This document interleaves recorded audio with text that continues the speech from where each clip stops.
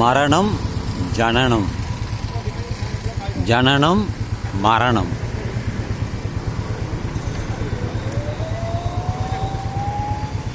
ஒவ்வொருத்தருடைய வாழ்க்கையிலுமே ரெண்டுமே உண்டு. ஒன்று தொடக்கம் என்றால் மற்றொன்று முடிவு. ஜனனம் என்பது தொடக்கம், மரணம் என்பது முடிவு. நேற்று எனது நெருங்கிய நண்பர், அவருடைய தாயார் மரணித்து விட்டார். அதற்காக மேடவாக்கம் சென்று வந்தோம். மேடவாக்கம்தான். அந்த இறுதிச் சடங்கு நடக்கும் வரை இருந்து பார்த்துவிட்டு வந்தோம். அந்த செய்தி துயரமான செய்தி தான். சுமார் 85 வயது என்று சொல்கிறார்கள். நான் நண்பரிடம் கேட்கவில்லை, உறவினர்களிடம் கேட்டேன். 85 இருக்கும் என்று சொன்னார்கள். அதுதான் ஏன் நான் இந்த ஜனனம் மரணம் பற்றி பேசுகிறேன் என்றால், அதற்கு முக்கிய காரணம் ஒன்றே ஒன்றுதான். ஏன் உயிர் போகிறது, எத்தனை விதமான மரணங்கள் ஏற்படுகின்றன என்பதை எனக்கு தெரிந்த அளவை உங்களுக்கு நான் சொல்கிறேன்.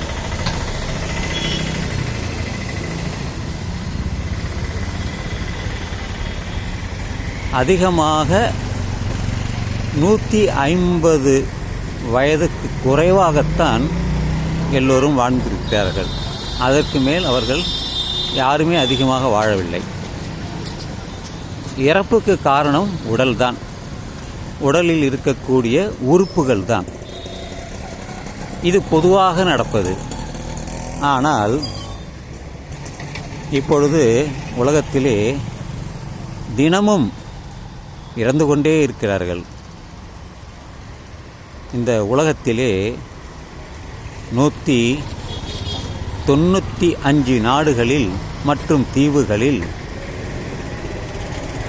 சுமார் 7 பில்லியன் மக்கள் வாழ்கின்றனர். அன்றாடம் செத்துக்கொண்டே இருக்கிறார்கள். அதை பற்றி யாரும் கவலைப்பட மாட்டார்கள். எதற்காக? பிறந்தான், இறந்தான். அதை பற்றி கவலைப்படுவதற்கு இல்லை, பேசுவதற்குத்தான் என்ன இருக்கிறது என்றால், நிச்சயமாக காரணம் இருக்கிறது. ஏனென்றால் இந்த மத்திய ஆசியாவிலே, அதாவது அந்த இஸ்ரேல், பாலஸ்தீனம், லெபனான், ரஷ்யா போன்ற இடங்களில் தினமும் பலர், ஒருவர் அல்ல, இருவர் அல்ல, 100 அல்ல, அதுக்கும் மேல் குண்டடிப்பட்டு சாகிறார்கள். ஏதோ ஒரு பிரச்சனையினால் பாம் போடுகிறார்கள், குண்டு இடிபாடு நடக்கிறது. அதனால் அந்த அங்கே வாழ்ந்தவர்கள், வசித்தவர்கள், அதில் அவர்கள் இடிபாடுகளில் மாட்டிக்கொண்டு இறந்து விடுகின்றனர், நசுங்கி செத்து விடுகின்றனர். சமீபத்தில் கூட மண் சரிவு நடந்தது. சமீபத்தில் கூட இங்கே தமிழ்நாட்டிலே ஒரு இடத்திலே மண் சரிவு நடந்தது. அங்கே பலர் மண் மூடிவிட்டது. எப்படி அவர்கள் இறந்திருப்பார்கள் என்றால், சுவாசம், மண் மூடிவிட்ட பிறகு அவர்களால் எப்படி சுவாசிக்க முடியும்? காலையும் கையையும் அசைக்க முடியுமா? சுவாசிக்க முடியாது. சுவாசிக்க முடியாததால் அவர்கள் இறந்தார்கள் அல்லவா? அதுபோல விபத்துகள், எத்தனையோ விபத்துகள் நடக்கிறது. மண்டை உடைந்து விடுகிறது, உடலிலே இதயம் நொறுங்கி விடுகிறது, நெஞ்செலும்பு நொறுங்கி விடுகிறது, இரத்தம் கசிந்து ஓடுகிறது. எப்படி அவர்களால் சுவாசிக்க முடியும்?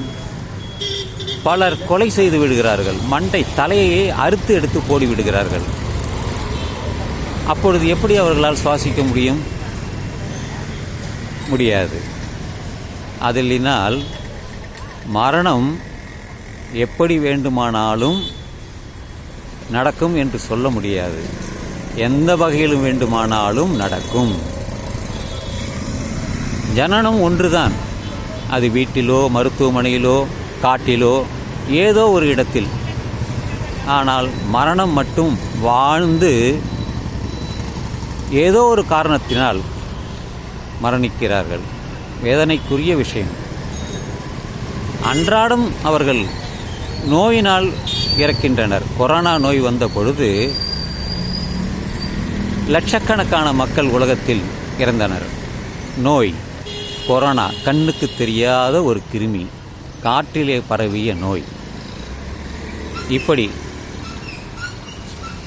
கிருமிகள் இல்லாமல், பசியினால், பட்டினியால் ஆயிரக்கணக்கானவர் இன்றும் சாலையிலே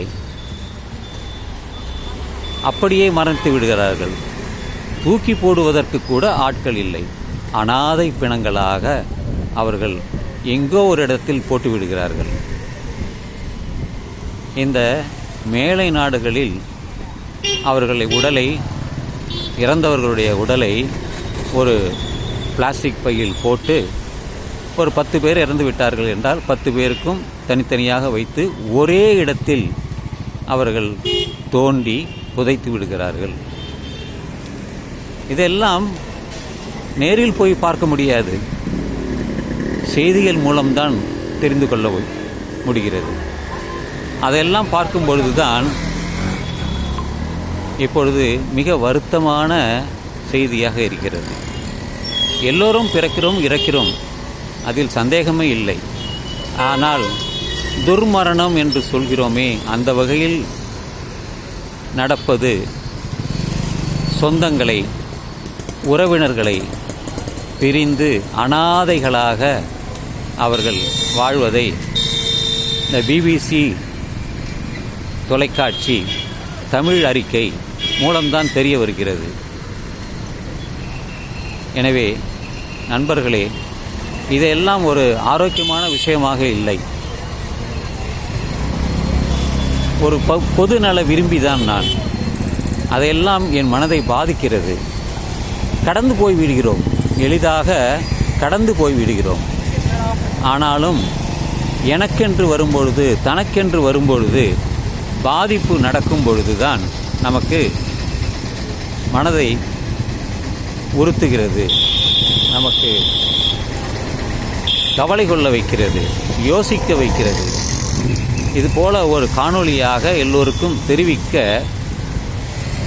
தெரிவிக்கும் விதமாக இது அமைந்து விட்டது. அதுதான் நம்முடைய வாழ்க்கை சிறப்பாக இருக்க வேண்டும். மரணமும் நாம் விரும்பும் அளவிற்கு அந்த மரணம் நடக்க வேண்டும். அதுதான் என் விருப்பம்.